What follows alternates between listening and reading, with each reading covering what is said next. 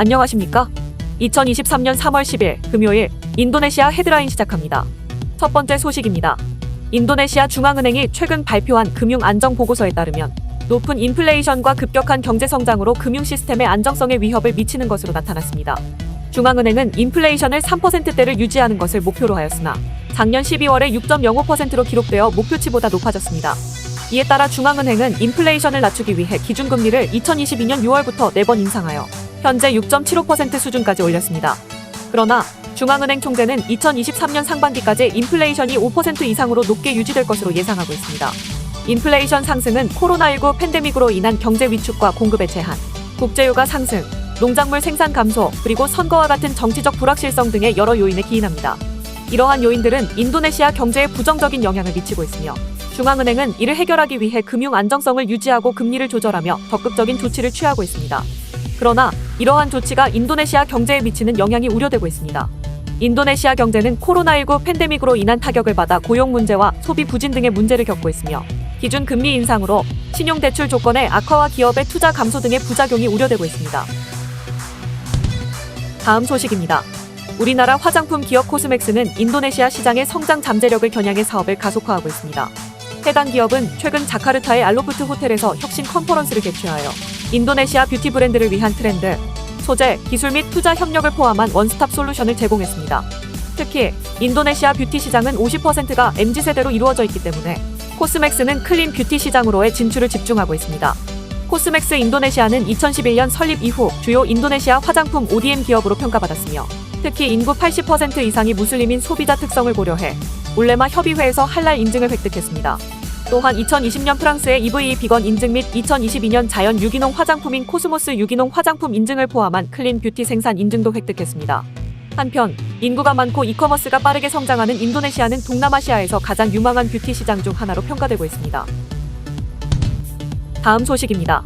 조코위 대통령은 인도네시아 국민들이 해외에서 의료 서비스를 받기 위해 165조 루피아를 소비했다며 외환 유출 문제에 대해 대처할 방안을 모색해야 한다고 말했습니다. 해당 수치는 2014년부터 현재까지 총 1,300만 명의 인도네시아 국민이 해외로 출국해 의료 서비스를 받는 동안 발생한 것으로 추산되며 이는 매년 약 130만 명에 해당하는 수치입니다.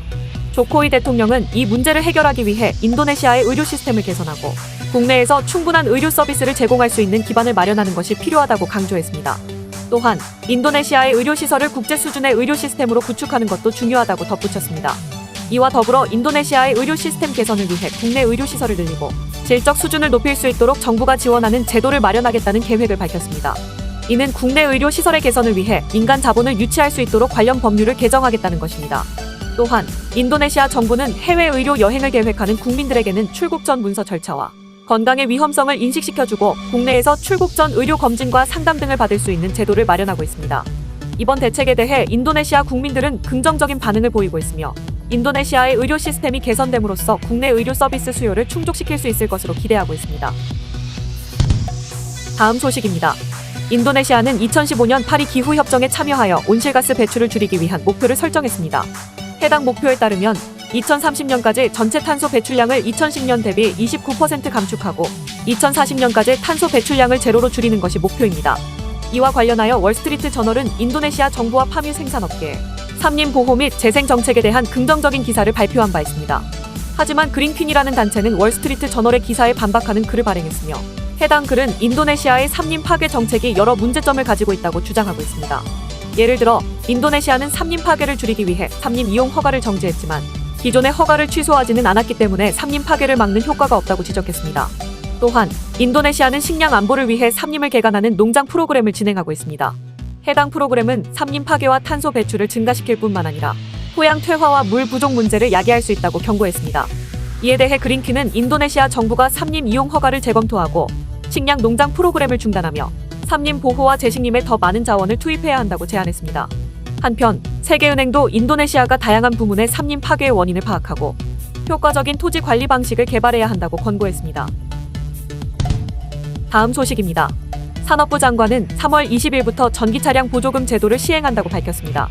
이번 보조금 제도는 인도네시아의 대기 오염 문제를 해결하고 친환경적인 교통수단 도입을 촉진하기 위한 것입니다. 이번 보조금 규모는 20만 대의 전기 오토바이와 3만 6천 대의 전기 자동차에 적용이 될 예정이며 내연기관 오토바이를 전기 오토바이로 교체할 경우에도 보조금을 받을 수 있습니다.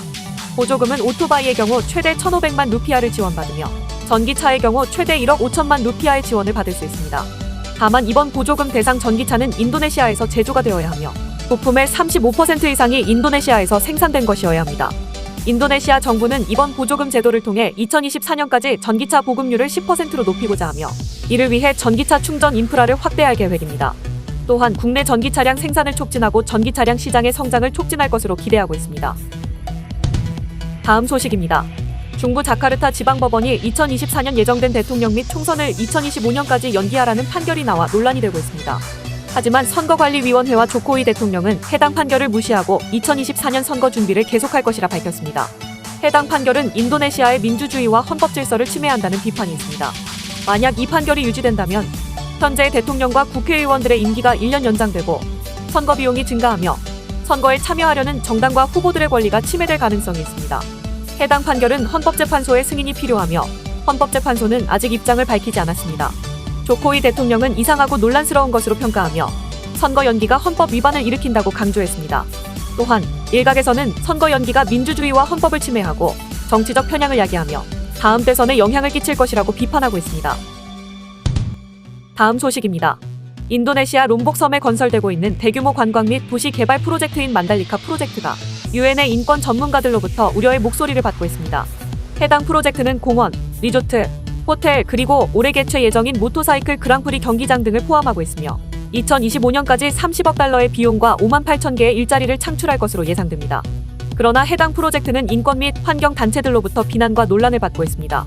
이들은 해당 프로젝트가 현지 공동체의 권리를 침해하고 적절한 보상이나 협의 없이 강제 이주시키고 멸종 위기에 처한 동식물의 서식지를 위협하고 군사화와 위협을 증가시킨다고 주장합니다. 특히 유엔의 인권 전문가들은 해당 프로젝트에 대한 우려를 표명하고 인도네시아 정부와 투자자들에게 영향을 받는 공동체의 권리를 존중하고 프로젝트가 지속 가능하고 포용적인 방식으로 진행되도록 촉구했습니다.